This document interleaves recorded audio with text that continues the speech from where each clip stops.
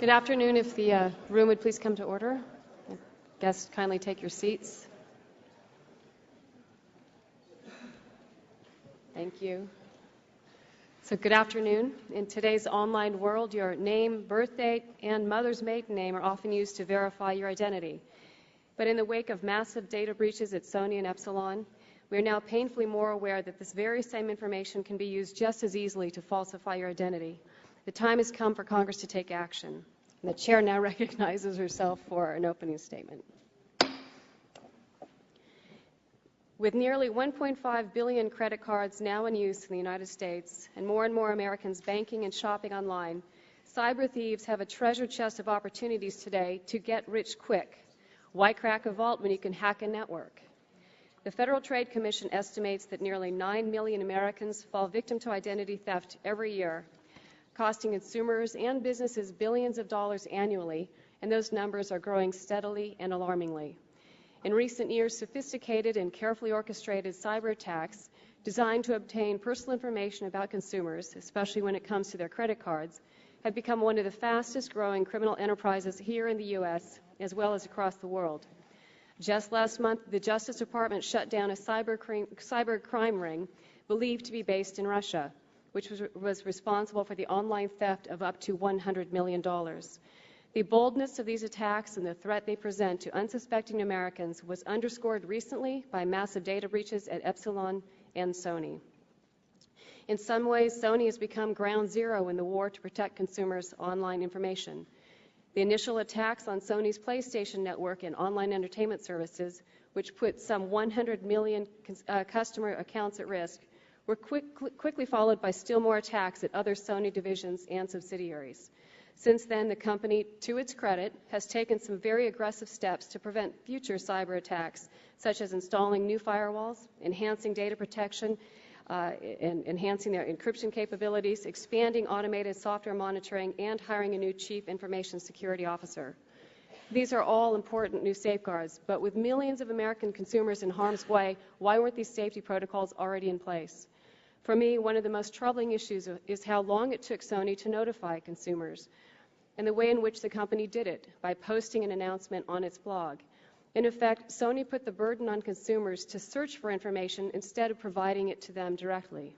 That cannot happen again.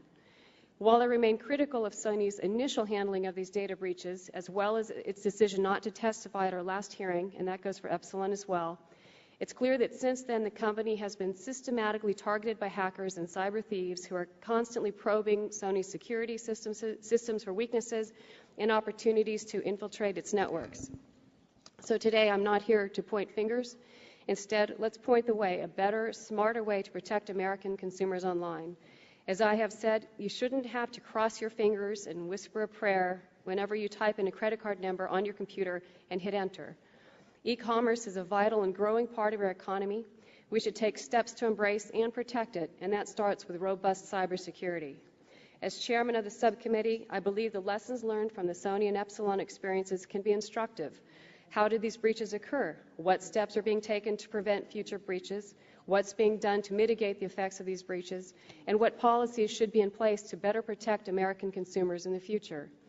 Most importantly, consumers have a right to know when their personal information has been compromised, and companies have an overriding responsibility to promptly alert them. These recent data breaches only reinforce my long-held belief that much more needs to be done to protect sensitive consumer information. Americans need additional safeguards to prevent identity theft, and I will soon introduce legislation designed to accomplish this goal. My legislation will be crafted around three guiding principles. First, companies and entities that hold personal information must establish and maintain security policies to prevent the unauthorized acquisition of that data. Second, information considered especially sensitive, such as credit card numbers, should have even more robust security safeguards in place. And finally, consumers should be promptly informed when their personal information has been jeopardized. The time has come for Congress to take decisive action. We need a uniform national standard for data security and data breach notification, and we need it now. While I remain hopeful that law enforcement officials will quickly determine the extent of these latest cyber attacks, they serve as a reminder that all companies have a responsibility to protect personal information and to promptly notify consumers when that information has been put at risk. and we have a responsibility as lawmakers to make certain that this happens. And now I would like to recognize the Vice Chairman of the... Oh, I'm sorry, I didn't see the ranking member, Mr. Butterfield, for his 5-minute opening statement. Let me thank you, Chairman Bono-Mack, for your indulgence. I've been in my office with 28 constituents, one of whom was a World War II veteran and several Vietnam veterans, and they wanted to take pictures, and you know that drill, and so I had to accommodate them as best I could. But we're here, and thank you very much for convening this hearing today, and I certainly thank the two witnesses for your presence. Madam Chairman, thank you for holding this hearing on data security and the recent breaches that we've seen at Sony and Epsilon.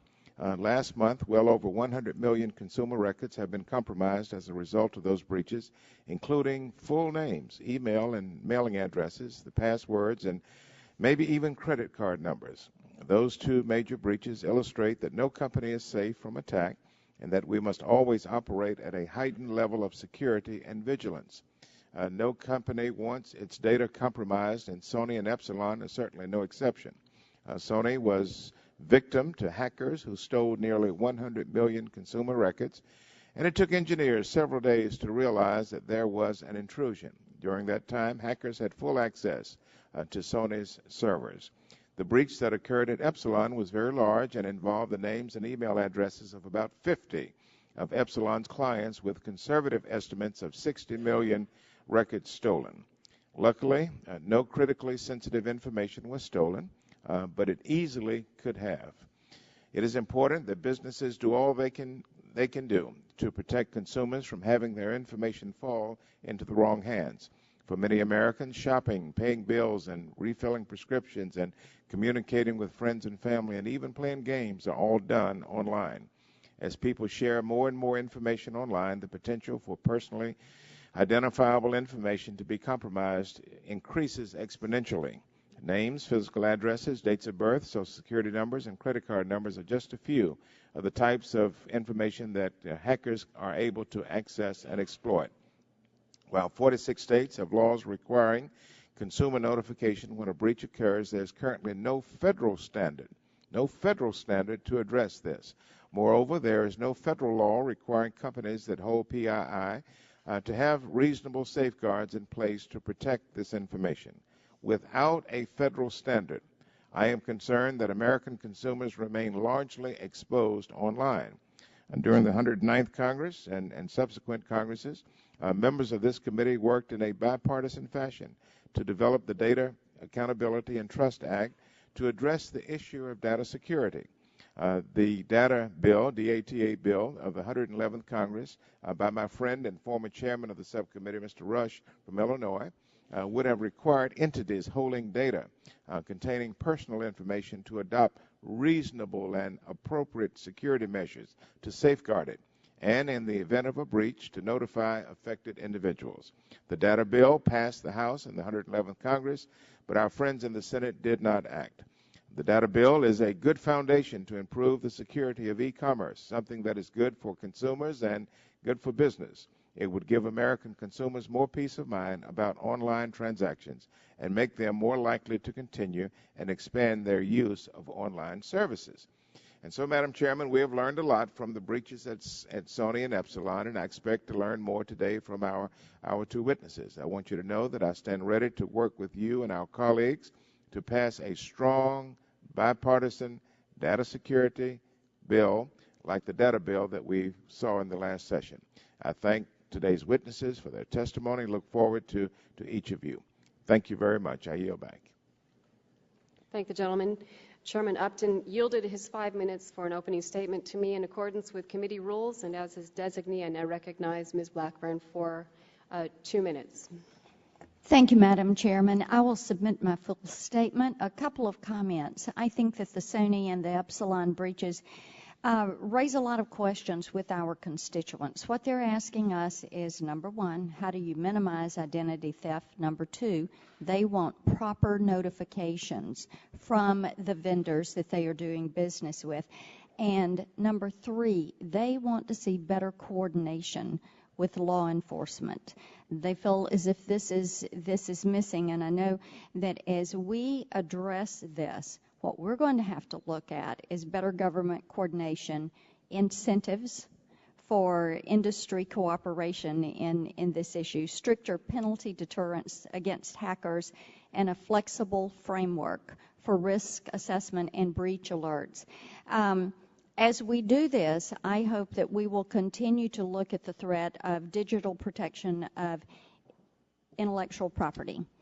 The two are interrelated, and they both deserve attention. And I have to tell you, with the new music cloud services from Apple, Google, and Amazon, my concern is that we hold everybody accountable and secure the integrity of that system.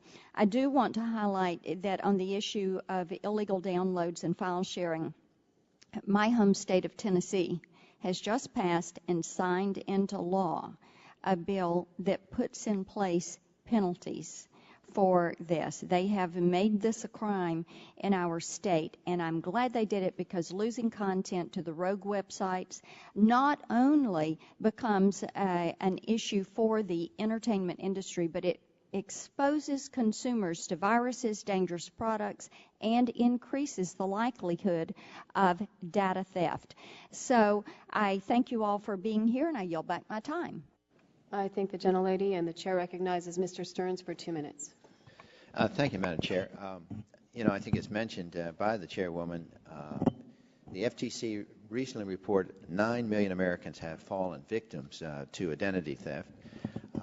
And I think it's sort of puzzling. A corporation as strong and comprehensive as Sony, you would think, would have the ability to certify that their data is secure. As recently mentioned, over 45 states have independently adopted a data breach notification requirement, but of course there's no law on a federal basis. So it's good that you folks are here so we can ask you some questions about, perhaps if you know who the people were, what was the requirements that you set up in a corporation as extensive as Sony, and do you think there's a criminal case here that should be prosecuted? So there's lots of questions, so I appreciate your coming here. As many of you know, I had a bill when I was chairman of the subcommittee that we got out of the House. Unfortunately, it did not get to the Senate, and I've introduced it with Mr. Matheson again, which simply requires the Federal Trade Commission to develop these regulations requiring persons that own or possess electronic data to establish necessary security policies and procedures, as well as notification mechanism. So both of our witnesses today certainly have within their power to provide the software, the data security provisions that are necessary. I think it must be puzzling to them as well as to us why this happened to them, because considering how sophisticated both of them are, I've had the opportunity to talk to them in my office, so it's very appreciative that you took the time to come here and talk to us, and we look forward to your testimony. Thank you. Thank the gentleman, and the chair recognizes Mr. Olson for 1 minute. I thank the chairwoman for her leadership in calling this timely hearing. As we all learned this morning, overseas hackers from China hacked into Google email accounts. Like Sony, Epsilon, and now Google, my home state of Texas has experienced a massive data breach in April of this year, when almost 3.5 million Texans had their personal information, their names, mailing addresses, and social security numbers compromised from the Office of the Texas Comptroller of Public Accounts, and it was posted to a public server. There's a clear need for government, businesses, and citizens to work together to protect citizens' personal information. Look forward to working with the chairwoman on comprehensive data security legislation. I thank the witnesses for coming, and I yield back the balance of my time. Thank the gentleman, and turn our attention to the panel. We have a single panel of very distinguished witnesses joining us today. Welcome. Each of you have prepared a statement that will be placed into the record, but if you could summarize your statement in your remarks, we'd appreciate it. On our panel, we have Jeanette Fitzgerald, General Counsel for Epsilon Data Management, LLC, Also testifying is Tim Schaaf, President, Sony Network Entertainment International. Good afternoon, and thank you both very much for coming. You will each be recognized, as I said, for 5 minutes. To help you keep track of time, there's a clever little device in front of you, red, yellow, green, and when the light turns yellow, please summarize as you would a traffic light. So, Ms. Fitzgerald, you're recognized for 5 minutes. And please remember the microphone and pull it close to your mouth, if you would. And sorry, excuse me, would you pull the microphone up? I think it's on. Better? Thank you. Okay. Good morning. Chairman Bono Mack, Ranking Member Butterfield, and distinguished members of the subcommittee, my name is Jeanette Fitzgerald, and I'm the General Counsel for Epsilon Data Management. Thank you for inviting me to present Epsilon's testimony on data security. I hope that I can provide information today and going forward that will act as a helpful resource as you consider data security legislation that is in the best interests of both consumers and business. My full written testimony has been submitted for the record. I will summarize it here and hope to leave you with 3 main points. First, who is Epsilon and how do we provide important data management services for our clients? Second, how the attack of March 30th occurred and what we are doing to apprehend the perpetrators and improve our own data security. And finally, why we think national data breach notification legislation is important. Epsilon is the leading provider of permission-based email marketing services. Our clients, some of the world's largest and best-known consumer and financial services brands, count on us to send their email messages to their customers, the individual consumer. And as we all know, major brands use email messages to provide consumers with timely information about new products and sales and events, among other things. Epsilon ensures that these email messages comply with applicable legal requirements, including CAN-SPAM Act. To earn and keep our clients' trust, Epsilon became the first in the industry in 2006 to certify that its information security program complied with the standards issued by the International Association of Standardization, known as ISO. ISO, a highly regarded organization, is recognized by over 160 countries around the world, including the United States, as identifying best practices for information security management. The standards are demanding, requiring over a year to earn initial certification.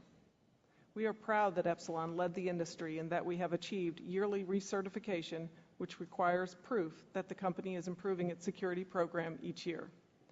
Notwithstanding our internal security procedures and our compliance with these rigorous data security standards, as you know, Epsilon was the victim of a criminal hacking incident at the end of March. Since our information security program was designed to identify and respond to attacks and threats, we were quickly able to detect the unauthorized download activity, which triggered Epsilon's security incident response program. Our investigation, both internal and with an independent third party, is coordinated closely with the Secret Service and is still ongoing. But we can say that the initial investigation confirms that only email addresses, and in some cases first and last names, were affected by this attack. Again, only email addresses, and in some cases first and last names were affected. The details of what happened after the attack are in my written statement that has been submitted for the record. We are greatly troubled that this criminal incident has called into question our commitment to data security. But I want to leave you with 4 main points about what happened and how Epsilon responded. Our internal response to the criminal attack was immediate. We isolated computers and changed employee access rights. Second, our forensics investigation began within hours. We also reached out to law enforcement just as quickly. Third, notification to our clients also occurred on the same day, and we released a public statement and posted additional public information on our website shortly thereafter. And finally, now and going forward, we reiterate our commitment to working with the Secret Service, apprehending the hackers, and improving our own security. Companies like Epsilon are on the front lines in the fight against data theft. We also believe Congress has an important role to play in protecting consumers. To that end, Epsilon fully supports legislation that would create a uniform standard for data breach notification. The current patchwork of over 45 individual state breach notification laws is confusing. A uniform national law, on the other hand, would provide predictability and equitable protection for consumers, regardless of their state of residence. Chairman Bono Mack, Ranking Member Butterfield, and members of the subcommittee, we look forward to working with you as the legislative process moves forward. I sincerely hope that the information I'm able to provide at this hearing is helpful to the subcommittee as it considers this critical issue. Thank you.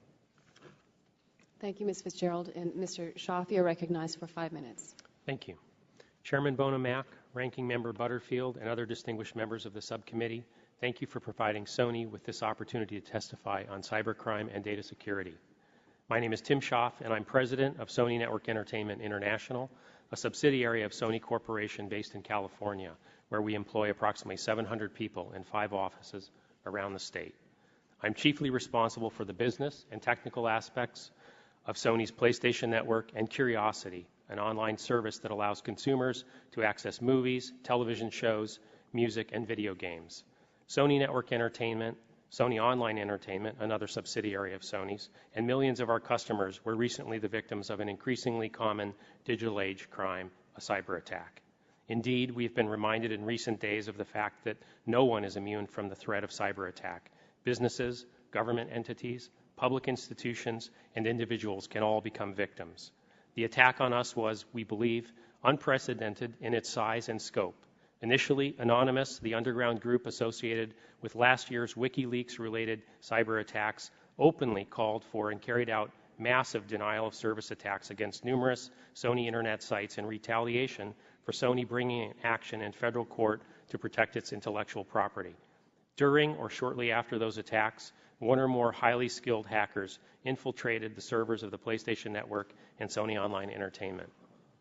Sony Network Entertainment and Sony Online Entertainment have always made a concerted and substantial effort to maintain and improve their data security systems.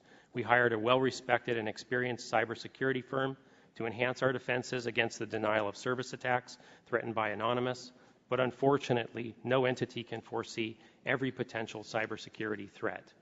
We have detailed for the subcommittee in our written testimony the timeline from when we first discovered the breach, but to briefly summarize, the first indication of a breach occurred on Tuesday, April 19th of this year. On Wednesday, April 20th, we mobilized an investigation and immediately shut down all of the PlayStation Network services in order to prevent additional unauthorized activity. After 2 highly respected technical forensic firms were retained to assist in the time-consuming and complicated investigation, on Friday, April 22nd, we notified PlayStation Network customers via post on the PlayStation blog that an intrusion had occurred. After a 3rd forensic firm was retained, on Monday, April 25th, we were able to confirm the scope of the personal data that we believed had been accessed, and although there was no evidence credit card information had been accessed, we could not rule out the possibility. Therefore, the very next day, Tuesday, April 26th, we issued a public notice that we believed the personal information of our customers had been taken, and that while there was no evidence that credit card data was taken, since we could not rule out the possibility, we had to acknowledge that it was possible. We also posted this on our blog and began to email each of our account holders directly. We did not merely make statements on our blog. On Sunday, May 1st, Sony Online Entertainment, a multiplayer online video game network, also discovered that data may have been taken. On Monday, May 2nd, just 1 day later, Sony Online Entertainment shut down this service and notified customers directly that their personal information may have also been compromised. Throughout this time, we felt a keen sense of responsibility to our customers. We shut down the networks to protect against further unauthorized activity. We notified our customers promptly when we had specific, accurate, and useful information. We thanked our customers for their patience and loyalty and addressed their concerns arising from this breach with identity theft protection programs for the U.S. and other customers around the world where available, as well as a welcome back package of extended and free subscriptions, games, and other services. And we worked to restore our networks to stronger security to protect our customers' interests. Let me address the specific issues you are considering today. Notification of consumers when data breaches occur. Laws and common sense provide for companies to investigate breaches, gather the facts, and then report data losses publicly. If you reverse that order, issuing vague or speculative statements before you have a specific and reliable information, you either send false alarms or so many alarms that these warnings may be ignored. We therefore support federal data breach legislation and look forward to working with the subcommittee on the particulars of the bill.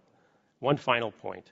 As frustrating as the loss of networks for playing games was for our customers, the consequences of cyber attacks against financial or defense institutions can be devastating for our economy and security. Consider the fact that defense contractor Lockheed Martin and the Oak Ridge National Laboratory, which helps the Department of Energy secure the nation's electric grid, were also cyber attacked within the past 2 months. By working together to enact meaningful cybersecurity legislation, we can limit the threat posed to us all. We look forward to this initiative to ensure that consumers are empowered with the information and tools they need to protect themselves from cyber criminals. Thank you very much. Thank you, Mr. Schaaf. And I'd like to thank both of you for your opening statements as well as for your unique insight into these disturbing data breaches. I'm confident that the lessons learned will assist us in our efforts to develop new online safeguards for American consumers. I'm going to recognize myself for the first 5 minutes of questioning. And Mr. Schaaf, given the extreme makeover of Sony's online security protocols, it does beg the question, why weren't many of these safeguards, such as having a chief security information officer, in place before the April data breaches? We believed that the security that we had in place was very, very strong, and we felt that we were in good shape. However, as the attacks indicated, the intensity and sophistication of the hack was such that even despite those best measures that we had taken, it was not sufficient. And as we recognize moving forward that the scrutiny that we're likely to be under from the hackers will continue, we've made additional commitments to enhance the security of our networks. In addition, we had been working for some months now, more than 18 months, to expand both the capacity and security of our network. We're a new business, but we're a very fast-growing business. All right, let me jump ahead. Sure. You indicated, or Sony, in the May 3rd letter, that you contacted the FBI on April 22nd, which was 2 days after it determined the breach had in fact occurred. Why did Sony wait 2 days to notify law enforcement? My understanding is that we notified them as soon as we had something clear that we could report that indicated some sign of external intrusion that would be unauthorized or illegal. Your testimony indicates 4 servers were taken offline on April 19th before you pulled the plug on all 130 servers. Can you tell us what information was different that was stored on those initial 4 servers? Well, these were part of a larger network of machines, and we believe this was just the first entry point that the hacker may have used to get into the network. And upon discovering them, we immediately shut them down. But there were other servers that were also attacked by the hackers as well. Some media reports indicate Sony's servers may not have had up-to-date patches or firewalls prior to the attack. Is that true? That's actually patently false. The Apache servers were fully up-to-date, fully patched, and in fact, we had several layers of firewalls in place, also contrary to so many of the things that you may have read on the Internet. As you know, the Internet is not always a reliable source of factual information. And you state that you believe the cyber attack on Sony was unprecedented in both size and scope. Can you explain why you believe it is unprecedented? Well, we believe that the sophistication of the attack, the collection of activities that were undertaken, the period of time in which the hackers were carefully exploring the network, and then ultimately the scope of the service that was breached makes it quite a remarkable attack. And despite the deep security measures that we had taken, it was nevertheless insufficient to guard against these attacks. Was the consumer data you held encrypted? And why or why not? So, of course, the credit card information that was held was encrypted. Password login data was protected using cryptographic hash functions, and these practices are in line with industry practice. Thank you. Ms. Fitzgerald, would greater security requirements have prevented your breach? And if not, what added protection are your new security measures providing? At the time, we had very extensive security, as I noted in my opening statement and the written statement I provided. We've continued through the investigation to evaluate additional things that may be done to strengthen both our networks and any of the access points. We have also decided to hire some outside experts to even evaluate the network further and see if there's anything else in different parts of our network that need to be adjusted. Coming as a consumer who received multiple notices about your breach, there are also indications that consumers received notice of the breach from your business customers, for which in some cases they hadn't had a purchase or a customer relationship for 4 or 5 years. Do you ever purge your data, and why do you hold on for information for as long as you do? So let me step back a second to remind everyone how Epsilon plays in this. Epsilon is a service provider to the well-known names that you may have received notifications from, and they have the relationship with the consumer. What data we hold is determined by the client, and the client then tells us what to hold, and what we then do with it in terms of sending out notices or any sort of marketing messages is entirely up to the client. Do you advise them on when it might be a good time to purge data? It depends on what they want to do with the data, and there's also opt-out data that would have been held, because in order to comply with canned spam, you have to maintain records of who has opted out. So if 2 years ago you opted out and you haven't had any activity, that list would still be there because you have to comply with canned spam. So we have to be able to duplicate or deduplicate and take those names out any time that we do a mailing. Okay, thank you. My time has expired. I will recognize the ranking member, Mr. Butterfield, for his 5 minutes. Thank you, Madam Chairman. Mr. Schaaf, let me start with you, and if I have any time remaining, I'll go over to Ms. Fitzgerald. Mr. Schaaf, I understand that your internal investigation has not turned up any evidence suggesting that credit card data was taken from the network. But to me, that doesn't necessarily mean that the data was not taken, just that you haven't turned up any digital fingerprints that would allow you to know with certainty that it was taken. And I think you see what I'm saying there. Help me with that. Sure. How certain are you that the data was not taken in the attack? As you know, we have been involved in an intensive investigation over this past 6 weeks since the breach occurred, and we have looked deeply at the logs related to the databases, and in those logs we have found no clear evidence that there was any access made to the credit card information, and we found plenty of evidence that suggests that data was not accessed. That's the basis for today's statements that we do not believe the credit card information was compromised. Now, in your testimony, you mentioned that the attack took place on April 19th, that the PlayStations were shut down on April 20th, and that you did something on April 22nd. Help me with that, if you would shed some light on what you did on April 22nd. On April 22nd, we were, this is the point at which we first notified consumers that there had been an intrusion. We were trying to understand what had happened to the network, and we were actively beginning the investigation of that breach. And at the point that we were able to determine that there had been an intrusion, we immediately notified consumers so that that they would be aware of what had occurred, even though at that time we were not yet able to confirm precisely which data may have been compromised. So is it your testimony that on April 22nd you began the process of notifying the consumers? Well, we notified them on the PlayStation blog of the intrusion, but then on April 26th we followed that up with an additional notification regarding more specifics related to the actual data that may have been breached. And we began immediately notifying consumers starting from that date via email of the breach as well. But the April 22nd announcement was simply on the internet.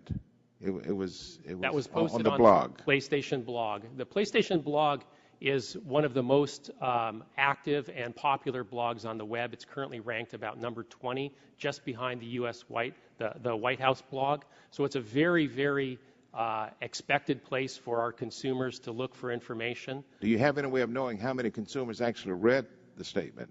I don't know the answer to that off the top of my head. We can investigate. But 7 days after the breach, was when official notification was issued. We were not able to determine until the day that we had notified consumers. We were searching for evidence that would allow us to confirm the status of the credit card information. And you think 7 days was a reasonable time? Actually, Yes. What's been interesting from my perspective is that we've continued this investigation in the successive weeks. And as you hear me speaking today, some of our conclusions with respect to credit card information have changed somewhat from our original statements. And that change has occurred because of the continuing investigation. We, in the abundance of caution, we acknowledged the possibility that credit cards would have been taken in our announcements on the 26th. But as you can see, the situation changes as the investigation proceeds.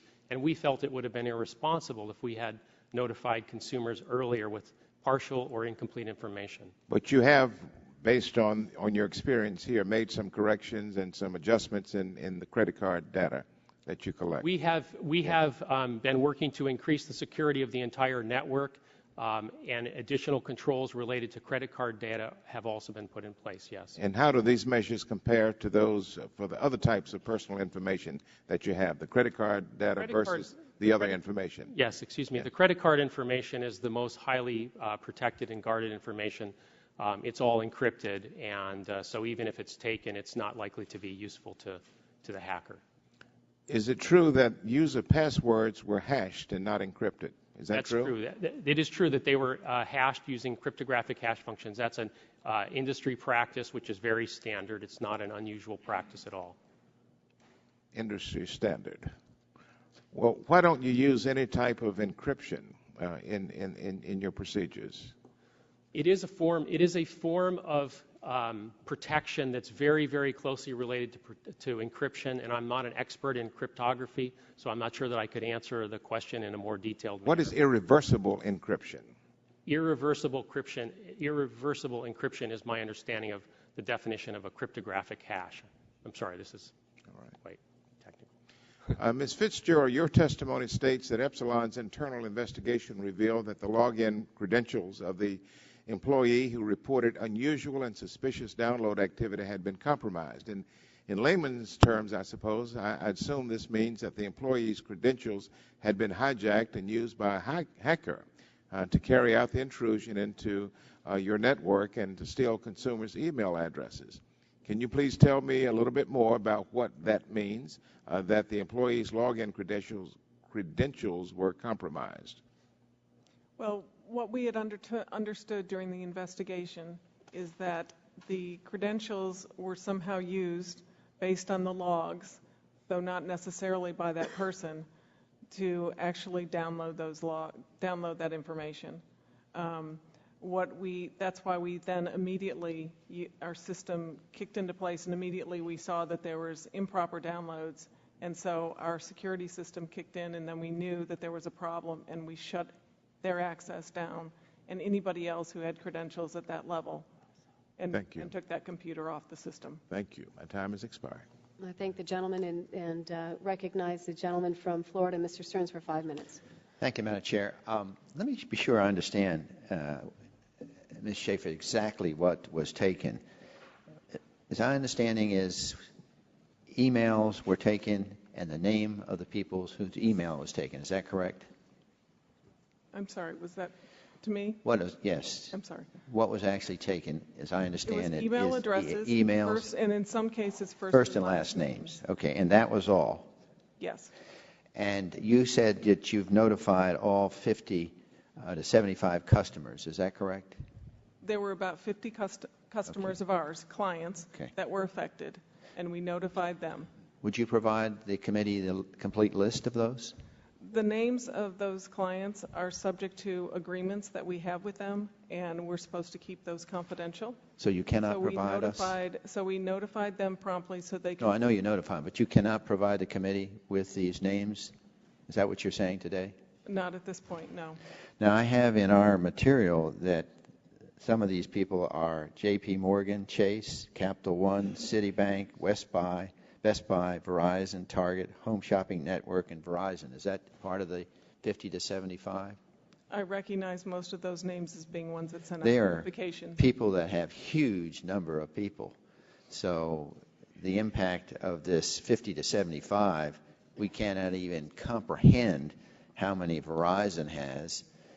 So can you extrapolate, not telling us in detail, but if Verizon is one of your customers and you had a breach with the emails and name, does that mean that perhaps millions of names from Verizon have been breached? There could be many. Just yes or no? Yes. Okay. Yes. Now, with Sony, the question is, as I understand it, the password for the Sony PlayStation was breached. Is that correct? Well, we believe that there were a number of different types of information accessed, including name, first name and last name, address, date of birth, login password, login address. For the Sony PlayStation? For the Sony PlayStation network, yes. Okay, and what about their credit cards? As I said, we had originally stated that there was a possibility. We could not rule out the possibility that the credit card information had been accessed. At this point in time, we do not see any evidence that it has been. When you look at the person's credit card together with personal information, his password for Sony PlayStation, would one person have all of that breached for that one person, or is it segmented? So somebody got their password, somebody got their credit card, somebody got their personal, or is all this information together when it was breached? It's difficult for us to know exactly which data was taken, but it is likely that they would have been taken together. But we don't know for which accounts that would have been. And what is it, a conservative estimate of the number that people were affected by this breach? Well, so we've announced that there were approximately 77 million accounts that could have been accessed. When we took the network offline, obviously all of our customers were affected for the period of time that the network's been down. But that's part of the reason why we've provided the identity theft insurance, identity theft protection program, and these welcome back programs, was to appreciate and acknowledge the loss of access to the network that our customers experienced, and to address the concerns that they may have regarding the loss of their personal information. Is it true that you brought suit to protect your IP against the hackers of PlayStation 3 device? That is true. Why did you bring this suit? Well, just like the music industry and the movie industry, the PlayStation business is built upon intellectual property. Content providers invest millions of dollars to create titles that we then help them to distribute. In our business, and the employment of literally tens of thousands of people around the country. Knowing what has happened to you with this breach, would you say that you would do it again? I'm sorry, I didn't hear the question. Knowing what has happened with this breach, would you go ahead and have done that suit again in hindsight? Well, I think this is one of the great challenges right now, is how do companies protect their content businesses? I mean, I think we made the right decision. Did it have consequences? It appears to have had some fairly negative consequences for the company. But if we hadn't done something, I think it would be playing out in a different company later on. Okay. I think this is a big issue for the nation. Assuming we have federal legislation, do you think federal legislation to address security breaches would help? Because I understand both of you are in states where we have state legislation, and that didn't seem to necessarily force you to have a secure data security department. So why would federal legislation make it better than the states where it already passed and you didn't comply evidently with the states? Well, actually, I think that the issue regarding the states' rights, I'm not a lawyer. Let me mention up front, I'm not a lawyer. But my understanding here is that there are a variety of laws in a number of the states, but the laws are often seemingly in conflict, and they can create very complicated situations for us to understand how we should behave properly with regard to notification obligations. Regarding the security of the network, I think the evidence of Epsilon, of Sony, of many other companies that have been reported in the news in the last several weeks indicates that despite spending millions of dollars to secure your networks, despite all of the best methods known to us, our networks are not 100% protected. It's a process that requires continual investment, and we do that. But I think without additional support from the government, it's unlikely that we will all collectively be successful, and that will threaten the livelihood of the internet, the growing internet economy. Thank you, Madam. Time has expired. The chair recognizes Mr. Guthrie for 5 minutes. Thank you, Madam Chairman, and for having this hearing. I appreciate it very much. So just follow up on what Mr. Stern said. The patchwork of state laws, the different state jurisdictions complicated your ability to respond? Is that, you didn't say that, but is that what I heard? I was responding specifically to the issue about the notification obligation. Right. My understanding The notification state laws. There are some conflicting obligations there. So a federal standard would be... A federal standard that would preempt the states would be extremely helpful. Okay. I'm just trying to get kind of the nature. So Epsilon is a vendor for you, right, Ms. Fisher? A vendor for Sony. So did the hacker go to Epsilon? No, actually, these into are Sony, or Sony to Epsilon to get to the other? How did that clarify. Work? These are actually two completely separate breach events. Okay. So the activity at Epsilon was completely unrelated to, as far as we know, what happened at Sony. But so you're not a vendor with Epsilon. This is two completely separate. Oh, okay. But so the other customers. Okay, I was thinking. I apologize. But so your other customers, the Epsilon, they got to your system, and then through your system were able to, at least the companies that you notified, the Verizons, the Krogers that was mentioned earlier. That's how that breach worked. So as a vendor, and our ability to send out email addresses on behalf of those clients requires us to maintain those email addresses for them. And that's how the hackers got in and got that information. Okay. Has Sony been victim before of any type of breach? And if so, how did that... not to this level, I know. But we certainly experience a constant level of fraud, and we are under regular probing by hackers and others. I mean, I think it's a standard part of anybody who's in the internet business these days. And for both of you, too, I know I'm manufacturing background, and we did ISO 9000, which was a set of standards for quality control. They have ISO 14000, a set of standards for environmental. And they're good practices to follow, but they leave a lot of interpretation to the businesses, because otherwise they're formed by committee, and it'd be difficult to change every time something needs to be changed. I'm not familiar with this particular standard that you're talking about, but is it sufficient if you follow the ISO standards to... I guess my question is, your industry is so fast changing, that when you're in the automotive industry, which I am in, you put a standard in place, it takes a while for things to innovate that the standard is out of date. It appears to me when I saw ISO that it would be difficult for them to keep up with the changes in the industry, or the changes, I guess what I'm saying, the ability of people who hack to innovate, to find new ways into your system.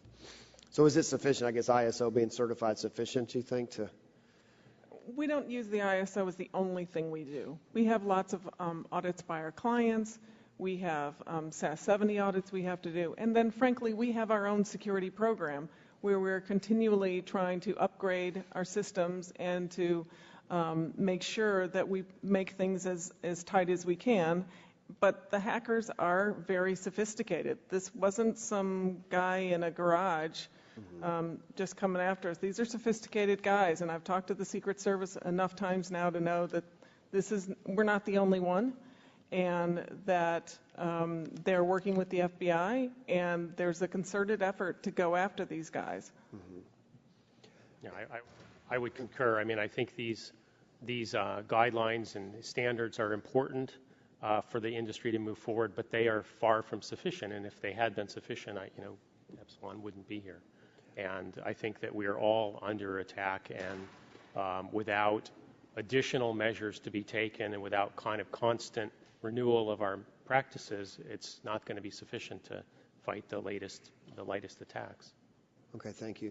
I guess one thing that I'm really kind of concerned about as we move forward, I know Sony, I mean, anytime you have to spend money because somebody did something illegal, that's an inefficiency to everybody.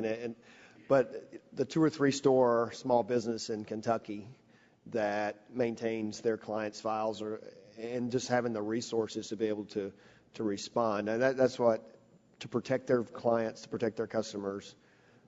And do you have any estimate of how much money just these events are going to cost your firm, and hence, the economy overall, because that's where it comes from. I believe we've made statements publicly estimating a cost something in the range of $170 million for this particular incident.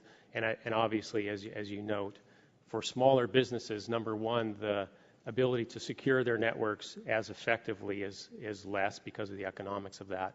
And the evidence that I've seen in various reports suggests that the prevalence of attacks on small and mid-sized businesses is even higher than the successful attacks is even higher than we see with the larger companies.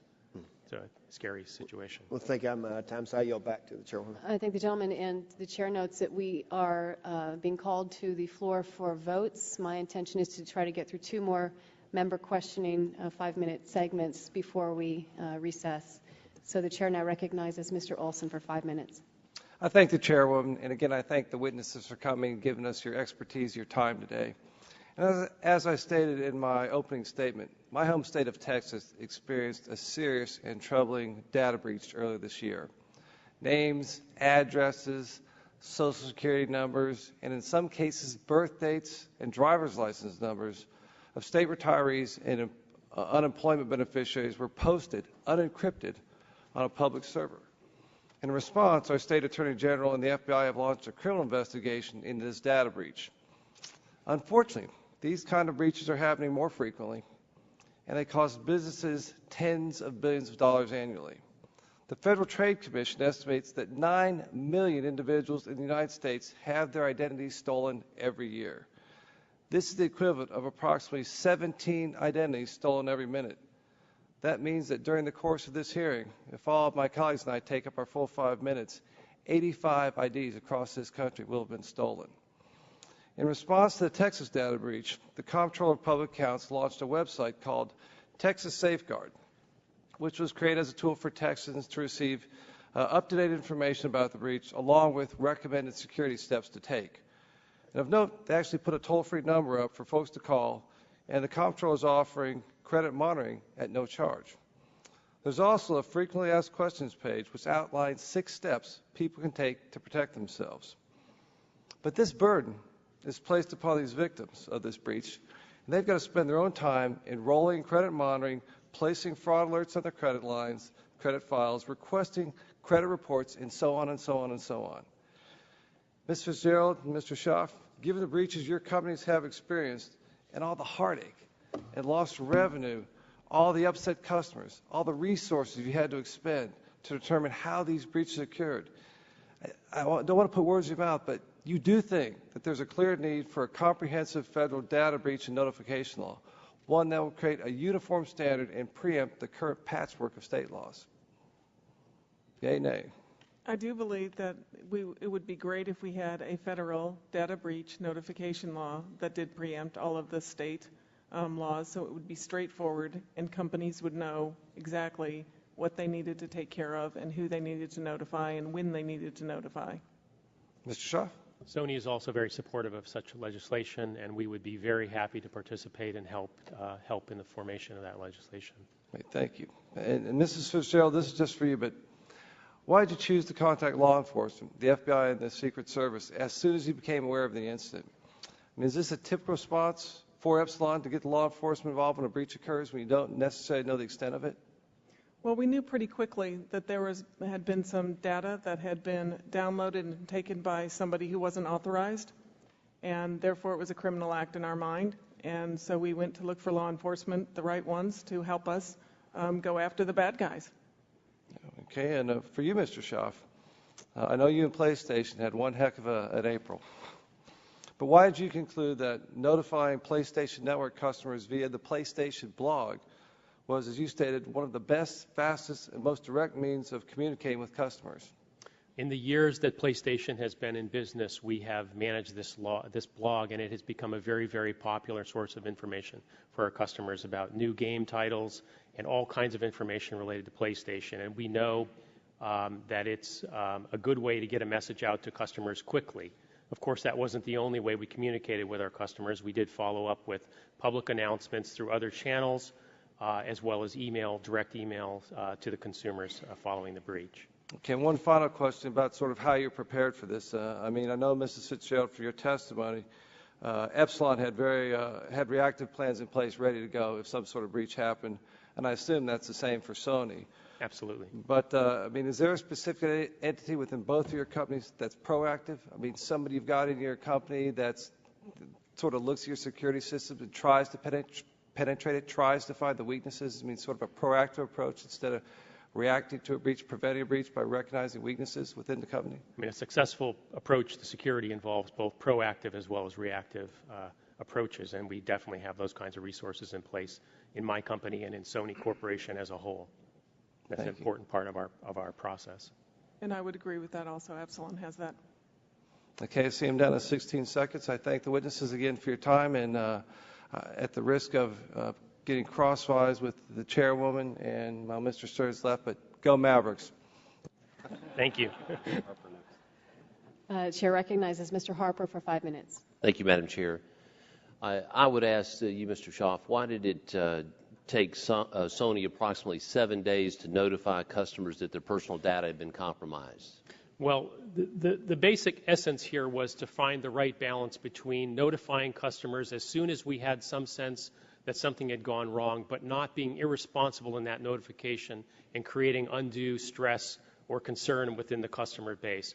We immediately began an investigation, and we were able to notify customers within a couple of days that we had had an unauthorized external intrusion.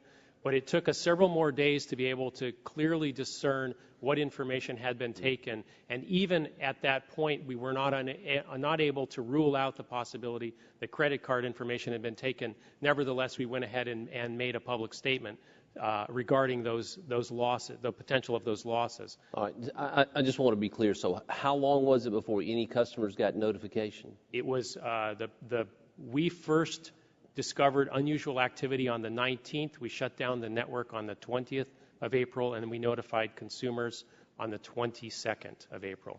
Okay. And did you notify all the consumers at that point? Well, so at that point, we were intensely involved in this investigation to try to figure out what to notify the customers about. And so at that time, we notified, utilizing the blog, that we believed there had been an intrusion. And then beginning on the 26th, when we made a lot of public announcements related to specific information that may have been lost, we initiated through news channels, obviously our blog, as well as through a direct email campaign to the customers, detailed information about the nature of the loss. How many notifications did each consumer receive? Well, my understanding is that in regard to the Sony, the PlayStation breach, that should have been approximately 77 million emails that were sent. I understand, but were they notified more than one time as you learned additional information? Well, we had notified via the blog on the 22nd. We provide updates on that blog on a regular basis as to kind of the current state of affairs. But I believe in terms of the email notifications related to the potential loss of data, that was a one-time event. Do you believe the news that you passed on, was that done, looking back now, do you believe it was done quickly enough? What I would say is that we tried very, very hard to find the right balance there. And I believe that if we had responded earlier, it would have probably been irresponsible. Even to this day, we question whether we should have taken a little bit more time to finish the investigation with regard to the credit card information. I believe we probably struck the right balance, but it was a tough call. And I know there was a letter that was sent out on May 3rd where you had indicated that there was no evidence of misuse of the customer's personal information that was accessed during that breach. We're a month past that point. Is that still your position on that? We are still, when we talk to the credit card companies, they have still told us that they see no signs of unusual activity related to this breach. And do you know where the attacks originated? Unfortunately, at this time, we don't. Okay. I mean, we're working with law enforcement and others to try to figure that out, but at this time, we don't have any clear. Of course, you know, we certainly hear media reports or speculation, and I know you don't have it with any certainty, but there was one report that initially suggested that Amazon's pay-for-use cloud service may have been used. Is there any accuracy to that or any proof of that? What I know is the FBI is investigating that report, and at this time I don't have any other information about whether that's true or not. Now, does Sony Online Entertainment and Sony Network Entertainment, are they using the same server models and security protections and the software? We comply with the same types of industry practices and are subject to the same policies as far as being a part of the Sony Corporation. The specific architecture of each of those services is probably different because the types of services that we provide are different. But, across the industry, most internet service providers are building their services out of largely the same basic components. Thank you. So there's probably a lot of commonality there. Madam Chair, I yield back balance of my time. Thank the gentleman. And at this point in time, we're going to recess the committee to head over to the floor for vote, and our intention is to return as soon after we can from the series of votes. Should be about 45 minutes is my guess. Things could change. So the subcommittee stands recessed until after the last vote on the floor. Thank you. Thank you.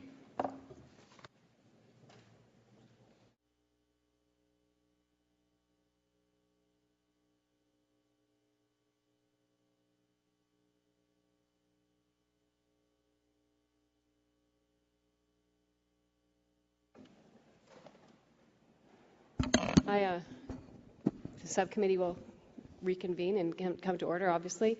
I wanted to thank you very much for indulging us and apologize that there's been a slight little change of plans with the minority headed over to the White House for a very important meeting with the President.